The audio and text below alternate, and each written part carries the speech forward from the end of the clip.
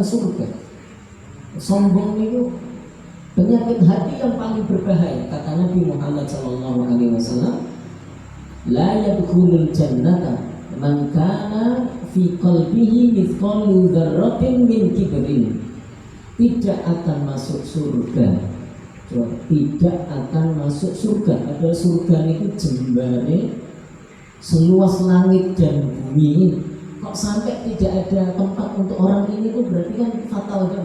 Kata Nabi, tidak akan masuk surga orang yang di dalam hatinya ada sebiji sawi kesombongan. Para sahabat kaget ketika mendengar sabda Nabi tersebut. Terus para sahabat tanya kepada Nabi, ya Rasulullah, bagaimana kalau kami itu senang kalau pakai pakaian yang bagus, kami merasa nyaman kalau naik kendaraan yang nyaman, kami ayem artinya kalau punya rumah yang cukup. Apakah itu termasuk kesombongan? Kata Nabi Muhammad SAW, bahkan innallaha jamilun yuhibbul jamal. Sesungguhnya Allah itu maha indah dan menyukai keindahan. Maka kalau pakai baju ya yang indah, sedap dipandang mata.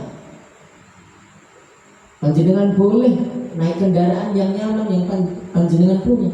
Panjenengan boleh merasa ayam, tentrem, tinggal di rumah yang nyaman, boleh.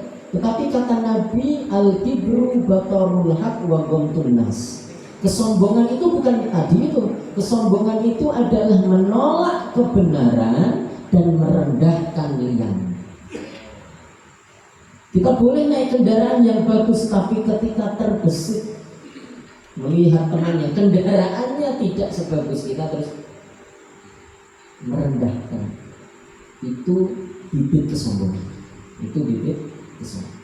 Kita boleh berpakaian bagus, tapi ketika melihat saudara kita yang pakaiannya tidak sebagus kita terus merasa lebih tinggi, itu bibit kesombongan.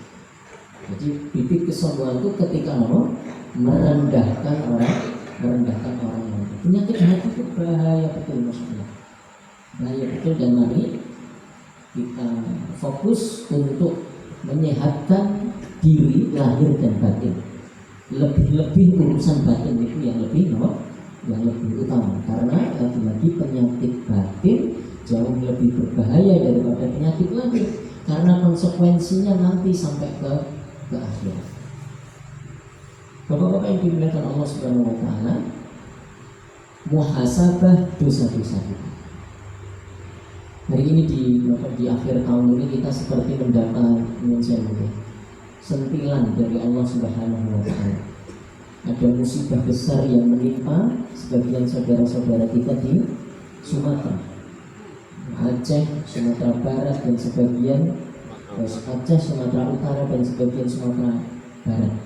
Ini juga menjadi pelajaran bagi kita. Jangan-jangan selama ini kita lebih banyak menebang pohon daripada menanam pohon. Jangan-jangan hari ini kita lebih serius dalam merusak alam daripada menjaga alam. Bahwa kita itu dijadikan khalifah di muka bumi, salah satu fungsinya atau tugasnya adalah menjaga kelestarian lingkungan ini. Bapak-bapak pasti masih ingat tentang bagaimana Nabi itu mengatakan ada seorang perempuan masuk neraka gara-gara kucing. Gara-gara apa? Kucing. Ada perempuan masuk neraka sepele terlihat. Gara-gara kucing. Kenapa? Karena dia pelihara di kandang tok, boten dikasih makan, tidak dikasih minum, nggak dikasih pasangan biar kawin, malah itu menyiksa peliharaan itu, dan gara-gara itu perempuan ini masuk neraka. Urusan kucing. Bagaimana kalau gajah?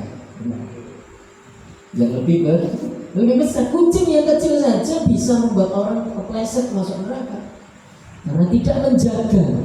Bagaimana kalau orang kemudian menebang banyak hutan sehingga merusak, mengganggu rumah para gajah yang seharusnya itu kita lindungi, yang seharusnya itu kita jaga. Bagaimana orang kalau kemudian terus mengeruk gunung, tambang-tambang ilegal? Bagaimana kalau kemudian hutan-hutan yang hijau, yang akarnya menjaga tanah, menyerap air, melindungi kita, memproduksi banyak oksigen, itu justru dibabat semua dan jadi bunda.